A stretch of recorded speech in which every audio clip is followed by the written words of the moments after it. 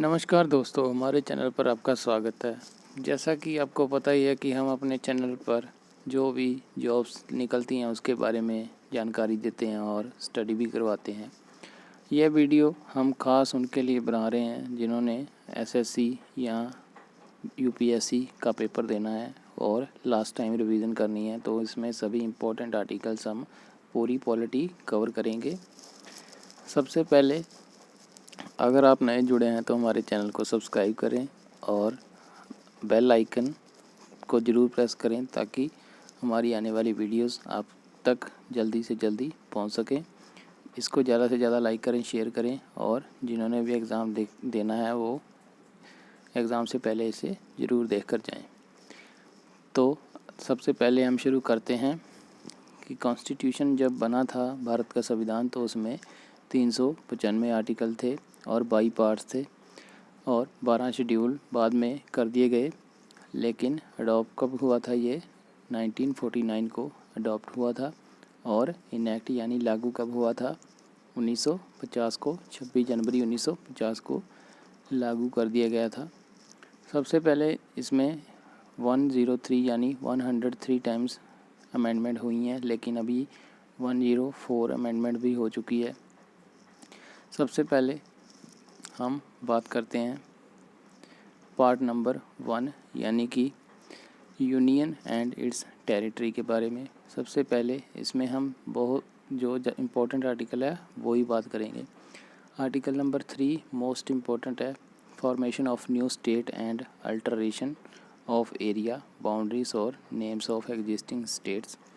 यानी कि हम जो भारत का एरिया उसके अंदर ही है उसको हम बाउंड्रीज़ वगैरह यानी एक डिस्ट्रिक्ट से कुछ एरिया हम अलग करके भी उस एरिया का अलग नाम दे सकते हैं और उसे अलग स्टेट बना सकते हैं। उसके बाद बात करते हैं the Jammu and Kashmir reorganisation act 2019 में। आपको पता ही है कि 370 धारा जो हटा दी गई थी, तो जो जम्मू कश्मीर है वो एक यूटी बन गया था और उसको लद्दाख को अलग कर दिया गया था। उसके बाद बात करते हैं पार्ट 2 सिटीजनशिप। इसमें इम्पोर्टेंट आर्टिकल कौन कौन से बन सकते हैं? Article number 8 right of citizenship of certain person of Indian origins reside outside India. जो भी आउटसाइड इंडिया पर्सन रहते हैं उनके राइट 8 नंबर आर्टिकल में आते हैं। आर्टिकल नंबर 10 में क्या आता है? Continuance of the right of citizenship. इसमें भी सिटीजनशिप के राइट्स आते हैं। और आर्टिकल नंबर 11 क्या कहता है? Parliament to regulate the right of citizenship by law. जो पार्लियामेंट है वो रेगुलेट कर सकती है सिटीजनशिप को लॉ के अधीन। उसके बाद बात करते हैं पार्ट 3 फंडामेंटल राइट, जो कि मौलिक अधिकार हैं। सबसे पहले है article number 14 equality before law, यानी कि कानून के सामने सभी समान हैं, कोई भी छोटा बड़ा नहीं है, सारे समान हैं, कोई रिच अमीर नहीं देखा जाता, सबके लिए समान न्याय होता है। उसके बाद ये कुछ इम्पोर्टेंट बिल्स या केसेस वगैरह लिखे गए हैं, जैसे ट्रिपल तलाक अभी हाल ही में पीछे हुआ था। ये किस वायलेशन के अधीन हुआ था? आर्टिकल 14 के अधीन। उसके बाद बात करते हैं आर्टिकल नंबर 15 है। उसमें क्या कहा गया है कि provision of discrimination on ground of religion, race, caste, sex और प्लेस ऑफ बर्थ। यानी कि किसी के भी हम उसकी कास्ट, सेक्स और जन्म स्थान के प्रति हम उससे भेदभाव नहीं कर सकते, ठीक है। सभी के साथ समान व्यवहार किया जाएगा, एक समझा जाएगा। उसके बाद आर्टिकल नंबर 16 की बात करते हैं, जिसमें क्या कहा गया है कि सभी को पब्लिक एम्प्लॉयमेंट यानी कि सरकारी जॉब लेने का अधिकार है। उसके बाद आर्टिकल नंबर 17 भी बहुत ज़्यादा इम्पोर्टेंट है, जिसमें अबॉलिश ऑफ अनटचेबिलिटी के बारे में बताया गया है कि छुआछूत नहीं करना अपराध है, छुआछूत करना अपराध है। उसके रिगार्डिंग आर्टिकल नंबर 17 में बताया गया है। उसके बाद बात करते हैं आर्टिकल नंबर 19 क्या कहता है। 19 क्या कहता है कि freedom of speech, expression, association, movement, residence and profession के बारे में हम आर्टिकल नंबर 19 में पढ़ते हैं। उसके बाद एक राइट न्यू था, इंटरनेट का राइट, ये भी आर्टिकल नंबर 19(1)(a) में दिया गया है। ठीक है, ये भी बहुत इम्पोर्टेंट क्वेश्चन बन रहा है। उसके बाद आर्टिकल नंबर 20 की बात करते हैं, protection in respect of conviction of offences, यानी कि प्रोटेक्शन दी जाती है किसी को जो भी अपराध वगैरह करता है। ठीक है, उसके बाद आर्टिकल नंबर 21 है, जिसमें बताया गया है कि पर्सनल लिबर्टी के बारे में और अपनी पर्सनल ज़िंदगी जो हम जी रहे हैं उस पर कोई भी पाबंदी नहीं लगा सकता। ये आर्टिकल नंबर 21 में है, और चाहे कोई भी इमरजेंसी हो, आर्टिकल नंबर 20 और 21 कभी भी सस्पेंड नहीं किए जा सकते। और उसके बाद आर्टिकल नंबर 21(a) है, जिसमें यह बताया गया है कि बच्चों को जो 6 से लेकर 14 साल तक के बच्चे हैं उनको प्राइमरी एजुकेशन देना कंपलसरी है, और उनके माता पिता का ये कर्तव्य है कि वो उन्हें एजुकेशन दें। ये आर्टिकल नंबर 21(a) में दिया गया है, और यह हमारी 11th फंडामेंटल ड्यूटी भी है। और 45 आर्टिकल में भी यह बताया गया है।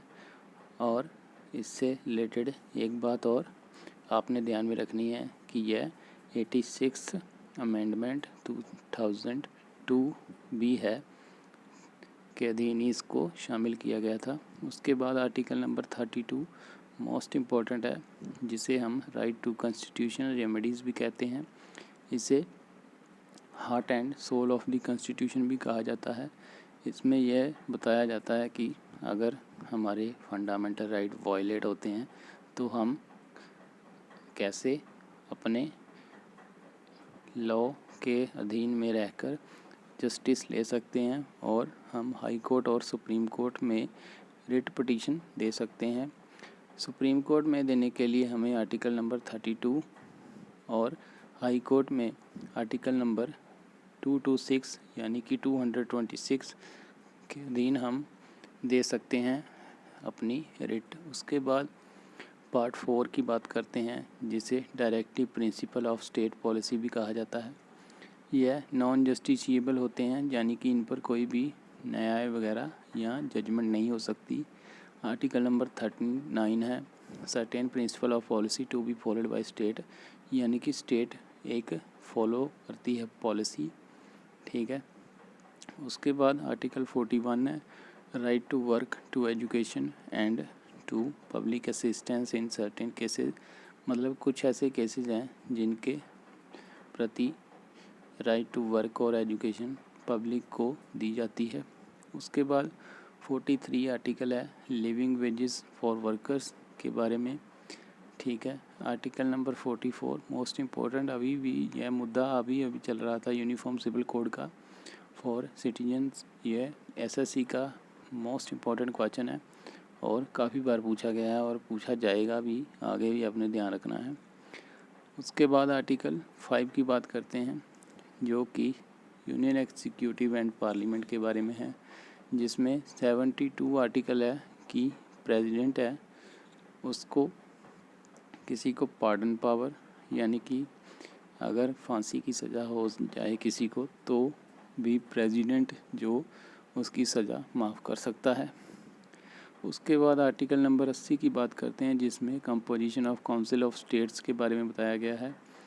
उसके बाद आर्टिकल 82 री एडजस्टमेंट आफ्टर ईच सेंसस के बाद री एडजस्टमेंट जो होती है उसके बारे में बताया गया है। उसके बाद आर्टिकल 102 की बात करते हैं, जिसमें कहा गया है डिस्क्वालिफिकेशंस ऑफ मेंबरशिप्स की जो भी मेंबर्स हैं उसकी डिस्क्वालिफिकेशन कैसे की जा सकती है। उसके बाद आर्टिकल 123 है, ठीक है, जिसमें बताया गया है कि जो प्रेसिडेंट है वो ऑर्डिनेंस पास करता है। ठीक है, आज की ये क्लास बहुत ज़्यादा इम्पोर्टेंट थी, आपने एग्ज़ाम से पहले इसे ज़रूर देखना है। इसके अलावा भी कुछ आर्टिकल हैं, जैसे कि आर्टिकल नंबर 52 जो प्रेसिडेंट से रिलेटेड है, आर्टिकल 54 प्रेसिडेंट के इलेक्शन से रिलेटेड है। उसके बाद आर्टिकल 63 वाइस प्रेसिडेंट के साथ है। उसके बाद कुछ मेन इम्पॉर्टेंट आर्टिकल, जैसे कि फाइनेंस कमीशन 280, इलेक्शन कमीशन 324 और यूपीएससी 315 आर्टिकल, ये सारे बहुत ज़्यादा इम्पोर्टेंट है, ये भी आपने ध्यान में रखने हैं। वैसे यूपीएससी और एसएससी के लिए आज के ये आर्टिकल सभी बहुत ज़्यादा इम्पोर्टेंट है, आपने एग्ज़ाम से पहले इसे ज़रूर देखना है। ऐसी वीडियोस देखने के लिए हमारे चैनल को सब्सक्राइब करें और ज़्यादा से ज़्यादा लाइक करें, शेयर करें। धन्यवाद।